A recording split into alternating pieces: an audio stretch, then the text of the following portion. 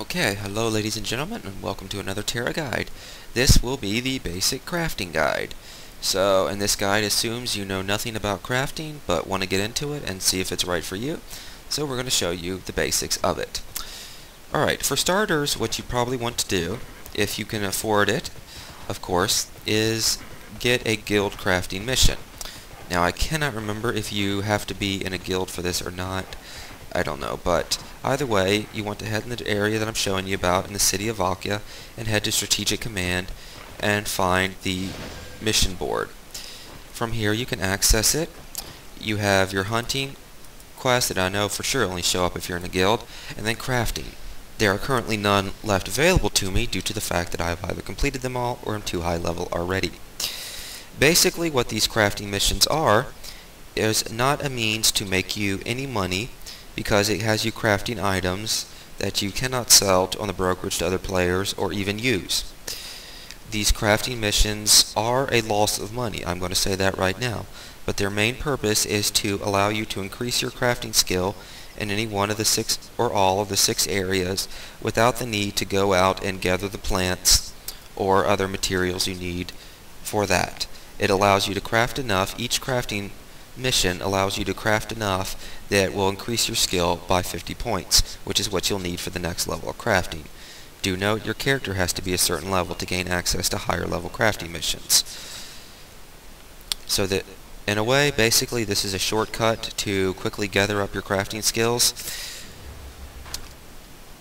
without the need to have to go out together, but you do have to have your character level at a certain level to be able to access the higher level crafting skills. But the higher level crafting missions. Yeah, I think that makes sense. You can increase your crafting skill by actually gathering and crafting yourself regardless of level, but the crafting missions that will give you the materials you need, or the equivalent of the gathering materials that you would need, those missions you have to meet certain level character requirements. But now let's go into basic crafting. So first of all, we want to go to the crafting area, which in the Valkia area is known as the Creation Workshop.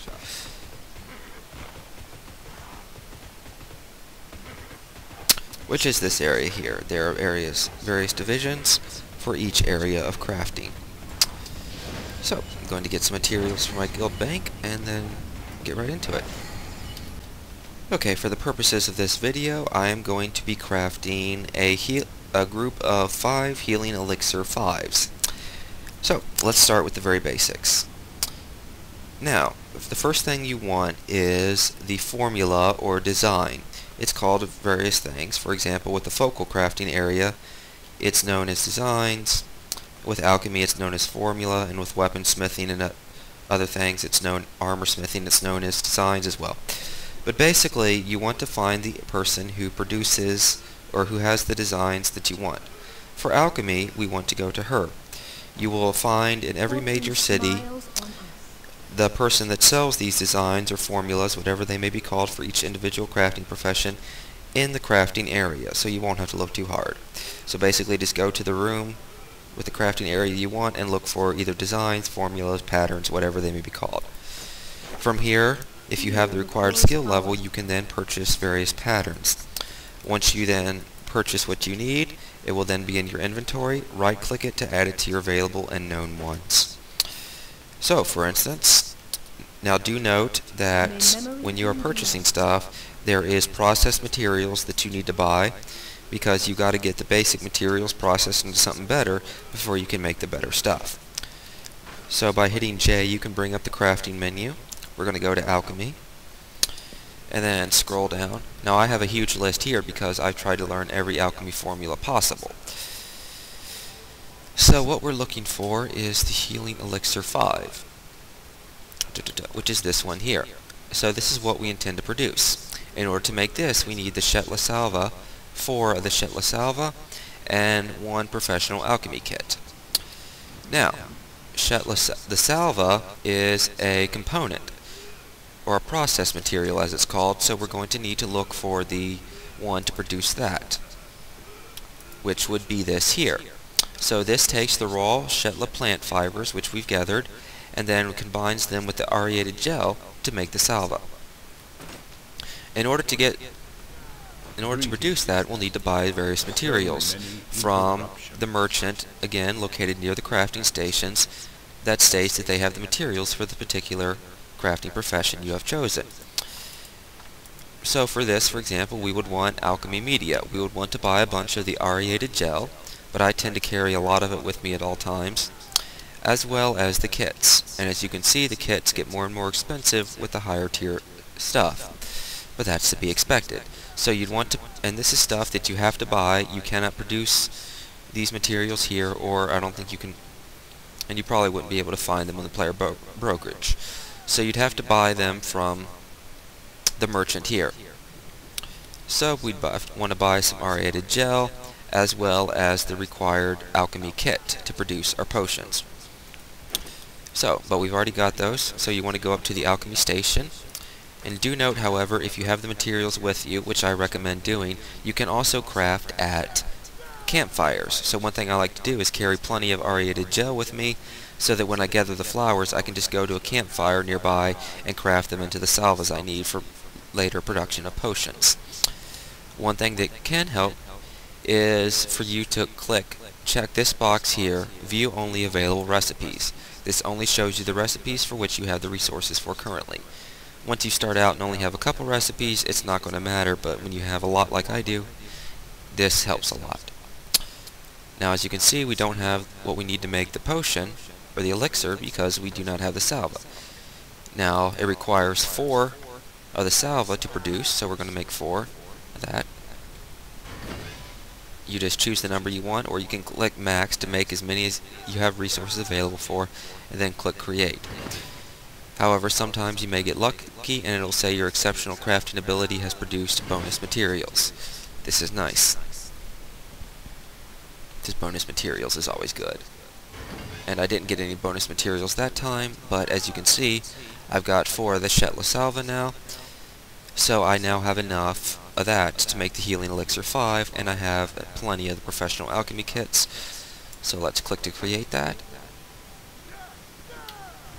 And your exceptional crafting work produced bonus materials. So instead of producing 5, I produced 10. Excellent. These items will be available immediately in your inventory to either use for yourself or sell on the brokerage. And this is where the profit comes into play and making money from it.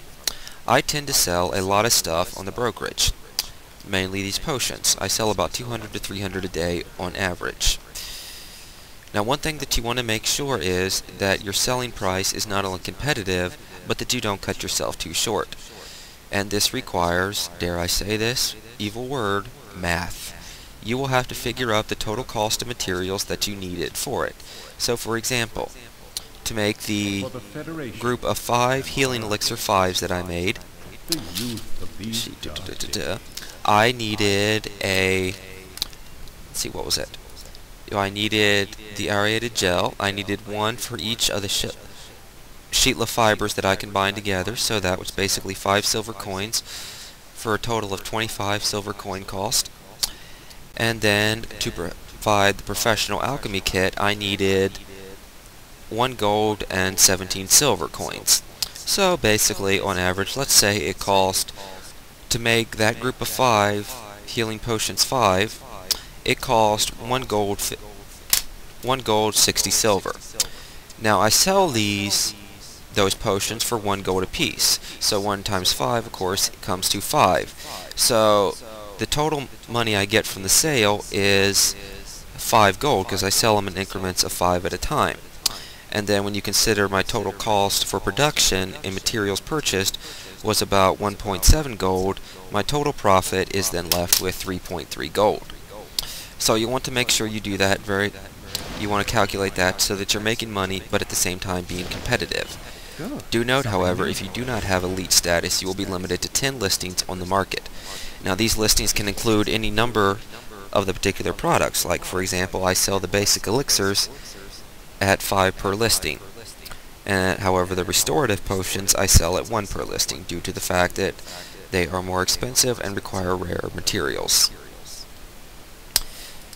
But again, as Elite, you can only have access to 10 listings, and you do have to pay a initial upfront fee to place stuff on there. So it kind of sucks to not be Elite if you want to get big into marketing and crafting. The next thing that's useful for crafting is extraction. So do we have any junk we can extract for the purposes of this video?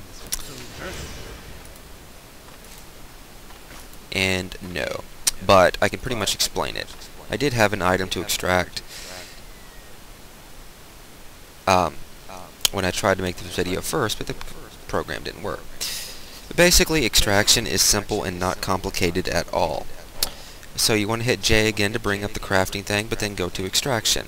There's cloth, metal, alchemy, and leather extraction.